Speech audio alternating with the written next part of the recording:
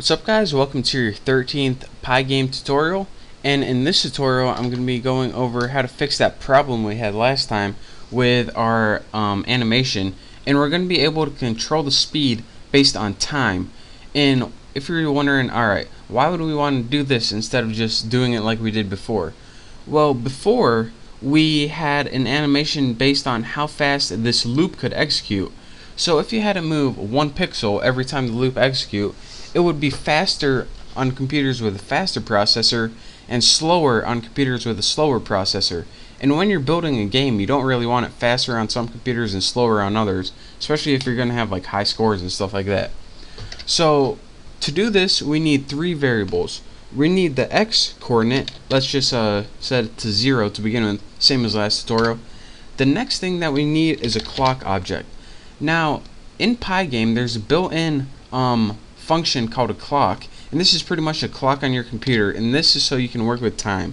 So Pygame in the time library or module, and then go ahead and click clock.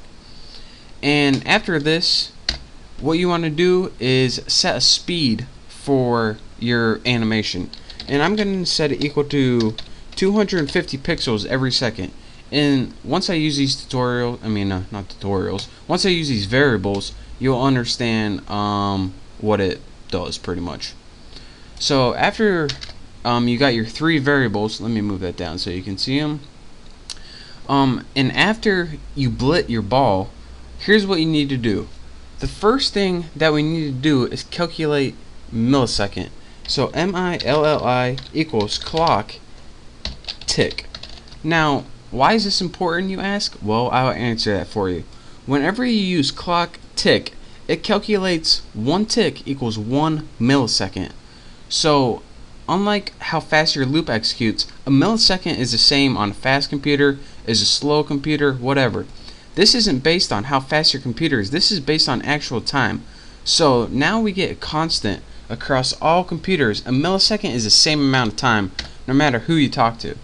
So once we have a millisecond figured out, we usually want to convert it to seconds. So go ahead and write seconds and set it equal to milli divided by 1,000. And after you write 1,000, go ahead and write .0, or you can just write dot.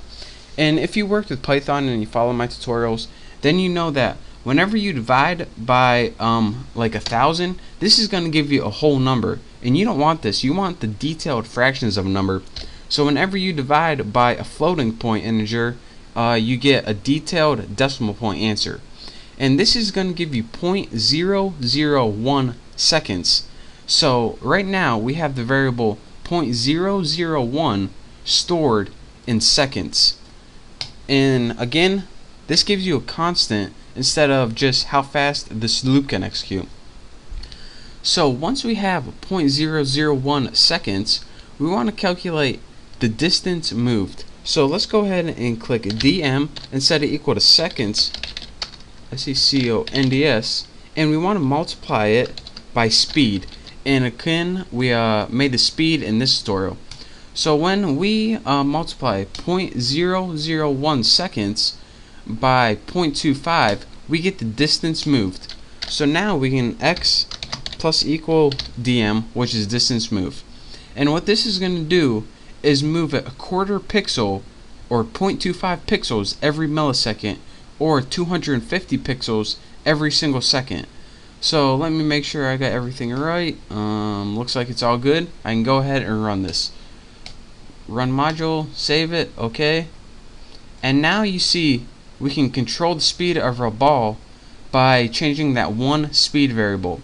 So now, instead of having this ball speed based on how fast your computer can process it, it's the same on every single computer no matter what. So that is how you can work with speed, and when you include that in your variable, speed pretty much evens out all computers and sets them all at an even level. And again, this is what you want to go for in the effect you want to achieve most of the time. So again, one last time, we started the x coordinate as 0 just because it's a good place to start. After that, we went ahead and opened our clock method, because what this clock object does is it allows you to give a constant across all computers. Next, we set a speed which was 250, which we were going to use later. We went ahead and found a millisecond, and then we converted it to seconds, and went, alright, the distance moved is that seconds times your speed, and this gave you a constant for all computers. Again, can't stress that enough, but hey, I'm trying. And then you went ahead and moved that just like we did in the last tutorial.